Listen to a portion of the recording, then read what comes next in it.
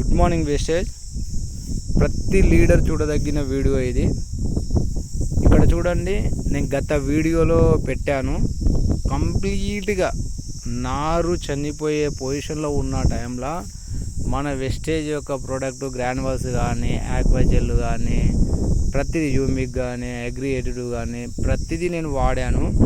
కాకపోతే ఇక్కడ ఏమైందంటే ప్రాబ్లం, మనము దుక్కి తినేటప్పుడు పర్ఫెక్ట్గా దుక్కి దున్నలేదు. జంబు అంటారు కదండి, లెవెల్ చేయడానికి, అది పర్ఫెక్ట్ చేయకపోవడం వలన నాకు ఇక్కడ నారు వ్యవస్థ చాలా చనిపోయింది. అయినా కూడా మన వెస్టేజ్ యొక్క ప్రోడక్ట్ వాడడం వలన, అది నాకు ఎలాంటి అనుభవం లేకుండా గ్రాన్యువల్స్ అవన్నీ నేను సొంతంగా ఈ ఒక్క ఏదైతే బంధం ఉందో, ఈ ఒక్క బంధంలో వాళ్ళు కూలి వాళ్ళు ఉంటారు కదండి, వాళ్ళు మనకు నారు కరెక్ట్ పెట్టక సరిపోదు అని చెప్పి అక్కడ దూరం పెట్టడం వలన నాకు నారు అనేది చాలా చనిపోయింది.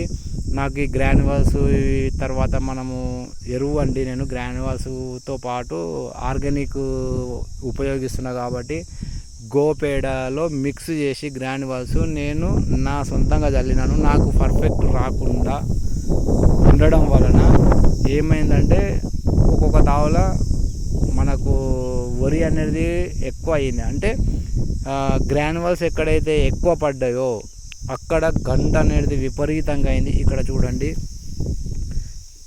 ఇంకా చూడండి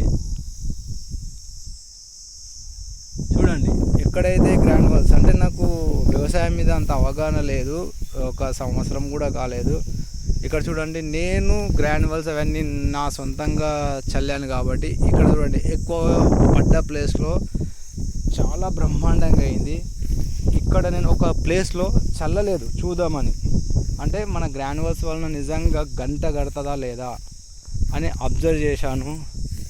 అక్కడ చూడండి, అక్కడ కంప్లీట్గా నేను జూమ్ చేస్తున్నాను. ఇక్కడ చూడండి, అక్కడ మాత్రం అంటే కొద్ది ప్లేస్ తీసుకొని ఇక్కడ గ్రాన్యువల్స్ నేను కంప్లీట్గా వేయలేదు, యూమిక్ కానీ గ్రాన్యువల్స్ కానీ ఏది వేయలేదు. అక్కడ చూడండి, అసలు వరి అనేది ఎదుగుదల రాలేదు. నేను 100% చెప్తున్నాను, వెస్టేజ్ ప్రొడక్ట్స్ ఎవరైతే వాడతారో అంటే ఒక క్రమ పద్ధతిలో, అంటే ఎలా అంటే అలా వాడకండి. మన యొక్క అప్లైన్ ఏ విధంగా అయితే చెప్తారో వాళ్ళ యొక్క సజెషన్స్ తీసుకొని మీరు ప్రతిదీ ఏ టైంలో ఎట్లా వాడాలి, ఏ విధంగా స్ప్రే చేయాలి, అంటే మనకు వైట్ తెగు వచ్చినప్పుడు అంటారు కదా, తెల్ల రోగం అంటారు కదా, నాకు తెలియాలి అనడానికి వస్తలేదు. తెల్ల రోగము, తర్వాత ఎరుపు, ఇవి వచ్చినప్పుడు మన అప్లయన్స్ చెప్తారు, వాళ్ళు ఏ విధంగా చెప్తే ఆ విధంగా మనము ఉపయోగించినాం అనుకోండి. ఇక చూడండి, ఈ విధంగా ఖచ్చితంగా రిజల్ట్ వస్తుంది. కంప్లీట్గా పోయింది అనుకున్న వరి చూడండి ఎంత బ్రహ్మాండంగా అయింది. ఇంకా నేను కంప్లీట్గా నాకు ఇక ఈసారి దిగుబడి రాదని డిసైడ్ అయ్యాను. గత వర్షాకాలంలో నాకు 7 క్వింటాల బియ్యం అయితే ఈసారి 5 క్వింటాలు కూడా కావనుకున్నాను. కానీ నాకు హోప్ ఉంది, ఖచ్చితంగా రిజల్ట్ వస్తుందని. చూడండి ఇక్కడ. Thank you wastage.